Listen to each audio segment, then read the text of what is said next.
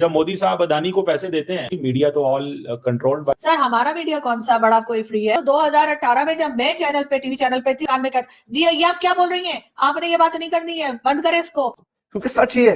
और फिर कहते हैं जनाब कि हमारे मुल्क का मीडिया जो है वो आजाद है। कहां से आजाद है हमारे मुल्क का मीडिया? चीमा इसने जनरल बाजवा का दिफा शुरू कर दिया, जनरल बाजवा का चूरन बेचने लग गया। अच्छा थोड़ी देर के लिए मुझे लगा, मैंने कहा ये क्या है? असल बात उल्टी की, इसने कहा मैं जनरल बाजवा ने हुणे मिल के आया, जनरल बाजवा से मेरी मुलाकात हुई थी। ये तो इसके क्रेडेंशियल्स हैं, कुल ये इसकी कुल है हैसियत है कि बुशरा बीबी के खिलाफ ये आर्टिकल लिखवाया गया। मुझे पहले से ही पता होता कि फील्ड मार्शल साहब ने इसमें क्या लिखवाया है।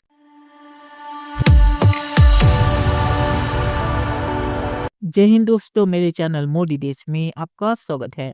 दोस्तों इस वीडियो को लाइक शेयर और मेरे चैनल को सब्सक्राइब करना मत भूलिएगा। तो दोस्तों इस वीडियो में आरजू कासमी और कमर चीमा डिबेट कर रहे हैं भारत के बारे में। और कमर चीमा ने जब भारतीय मीडिया के ऊपर क्वेश्चन किया कि मीडिया को अदानी खरीद लिया है, तो इस पे आरजू कासमी ने जो जवाब दिया वो सुन के कमर चीमा के होश उड़ गए। आरजू कासमी ने बताया कैसे जब वो एंकर थी तब कैसे आईएसआई और पाकिस्तानी आर्मी से उन्हें फोन कॉल आते थे और उनके एडिटर उनको कहते थे कि कौन सी चीज कहनी है और कौन सी चीज नहीं कहनी। और ऐसा भी होता था कि लाइव उनके टिकर जो स्क्रीन के ऊपर आते थे वो हट जाते थे, क्योंकि वहां पे जो लिखा होता था वो आर्मी के खिलाफ होता था या आईएसआई को वो चीज पसंद नहीं आती थी। तो आरजू कासमी ने कमर चीमा की बोलती बंद कर दी जब उसने भारतीय मीडिया के फ्रीडम के ऊपर क्वेश्चन उठाया। तो दोस्तों ये वीडियो बहुत ही मजेदार है, तो इसे आप पूरा जरूर देखिएगा। तो चलिए और इंतजार न करके वीडियो देखते हैं। कि उमर चीमा जिस शख्स की मार्केटिंग करे ना कि जी ये बहुत बड़ा, समझ जाए उससे ज्यादा 2 नंबर कोई आदमी नहीं होगा, उससे बड़ा एस्टेब्लिशमेंट का टाउट कोई नहीं होगा जिसकी मार्केटिंग करे कि जी ये बड़ा ये है, ये बड़ा वो, आंखें बंद करके उस बंदे के खिलाफ खड़े हो जाएं। क्यों? क्योंकि उसको उमर चीमा ने एंडोर्स किया होगा। यही इतनी बड़ी सनद है आपके लिए कि आप ठीक साइड पे होंगे। जितना जिसका स्याह किरदार होगा चीमा उसका मार्केटिंग मैनेजर होगा। इसको रखा ही इस काम के लिए हुआ कि जब नई उन्होंने एस्टेब्लिशमेंट ने प्रोडक्ट लॉन्च करनी होती है ना, तो फिर चीमा उसकी मार्केटिंग शुरू कर देता। एक दफ़ा मैं इधर, हम उन दिनों की बात है कि जब ये हमारे साथ बैठा करता था चाय पर, इसने जनरल बाजवा का दिफा शुरू कर दिया, जनरल बाजवा का चूरन बेचने लग गया। अच्छा थोड़ी देर के लिए मुझे लगा, मैंने कहा ये क्या है? अच्छा मैंने कन्फ्रंट किया, फंस गया। क्योंकि आप इससे मुंह पे बैठ के आर्गूमेंट करें ना तो आपको आइडिया होगा कि जहालत में भी मौसूफ का एक अपना ही लेवल है। ठीक है, आप कभी इसके साथ बैठ के सिर्फ फेस टू फेस एक गपशप लगा लें, आपको इसकी औकात पता चल जाएगी। ठीक है, मैंने कन्फ्रंट किया, चीमा फंस गया। मती भाई ने भी पकड़ के रगड़ना शुरू कर दिया। तो फिर खसियाना सा होके, काना काना सा होके फिर इसने असल बात उल्टी की। इसने कहा मैं जनरल बाजवा ने हुणे मिल के आया, जनरल बाजवा से मेरी मुलाकात हुई थी। ये तो इसके क्रेडेंशियल्स हैं, कुल ये इसकी कुल है हैसियत है।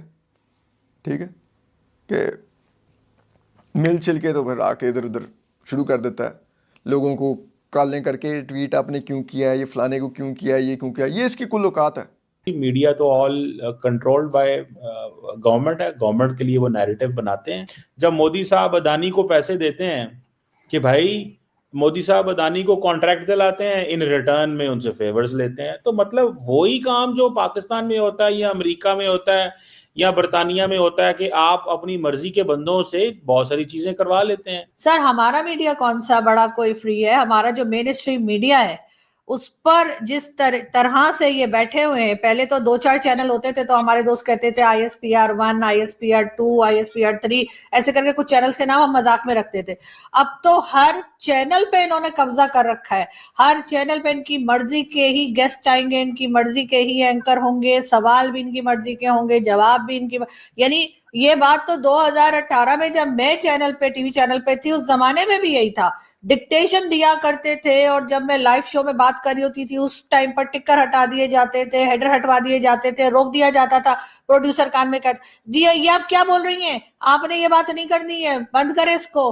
तो इस किस्म की चीजें मैंने खुद पर्सनली फेस की है। उसके बाद मैंने जो है टीवी चैनल छोड़ दिया था और फिर मैंने उसके बाद कभी पाकिस्तान के टीवी चैनल पे एज एन एंकर मैंने काम नहीं किया, क्योंकि जब आप मुझे बात ही नहीं करने देंगे, आपका प्रोड्यूसर मुसलसल मेरे कान में चिल्लाता रहेगा चैनल के ओनर का नाम ले लेके कि ओ जी हम सब कह रहे चुप कराओ इसको, तो ऐसे कैसे काम होगा। तो हमारे यहाँ तो सर मीडिया जिस तरह से कंट्रोल है वो सारी दुनिया को पता है। और अब तो खैर हालात ये हो गए कि अब तो, उस जमाने में तो फिर भी मैं 2018 में मैं एंकर हो गई या मैंने काम कर लिया, अब तो कोई मुझे चैनल के अंदर घुसने नहीं देगा। अब तो वो हालत आपने की है।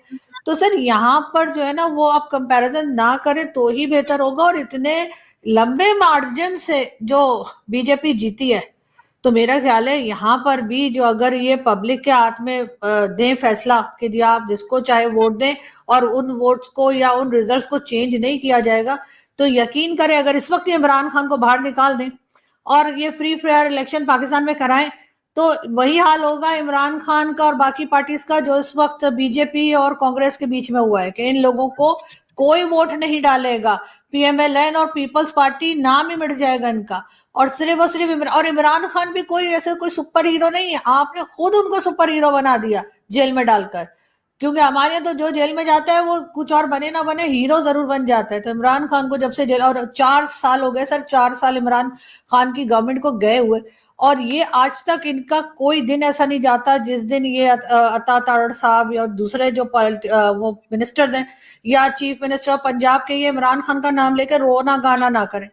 इमरान खान ने ये कर दिया तो इमरान खान ने वो कर दिया। अब इन्होंने कोई और स्टोरी निकाल ली है न्यूज़पेपर की, कोई इंटरनेशनल पेपर की, कि जी उन्होंने ये इमरान खान की बीवी के नाम से कि जी वो सारा कंट्रोल करती थी और ये था। वो पुरानी बातें निकाल के गड़े मुर्दे उखाड़ के ये बेचारे वही रोई चले जा रहे हैं। इनको आगे अपना कोई काम दिखाने का है ही नहीं।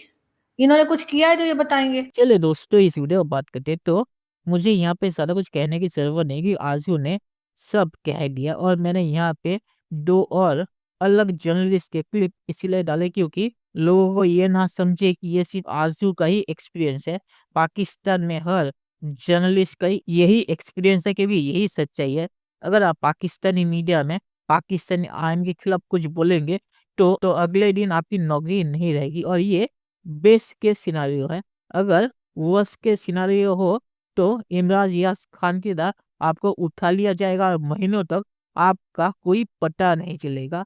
तो सबसे खराब होगा कि पाकिस्तानी आर्मी आपको उठा लेगी, और सबसे अच्छा होगा कि पाकिस्तानी आर्मी आपको नौकरी से निकाल देगी। तो ये 2 ही सिनारियो है। इसीलिए पाकिस्तान में काली वीगो सबसे फेमस है क्योंकि पाकिस्तान में हर जर्नलिस्ट को पता है कि अगर उन्होंने आईएसआई के खिलाफ कुछ भी वो कहा तो उनके लिए काली वीगो रेडी रहती है। तो आखिर में ये कहूँगा कि पाकिस्तान और भारत के मीडिया फ्रीडम के ऊपर क्वेश्चन करना भी बेवकूफ़ी की बात है। पाकिस्तान में जो कुछ होता है उसका 1% भी इंडिया में नहीं होता। इंडिया में आपको काली वीगो का डर नहीं दिखाया जाएगा और ना ही आपको उठा लिया जाएगा। तो मुझे इससे ज़्यादा कुछ कहने की ज़रूरत नहीं है। दोस्तों ये वीडियो देखने के लिए बहुत अच्छा किया और हमारे चैनल सब्सक्राइब करना मत भूलिएगा। Thank you very much.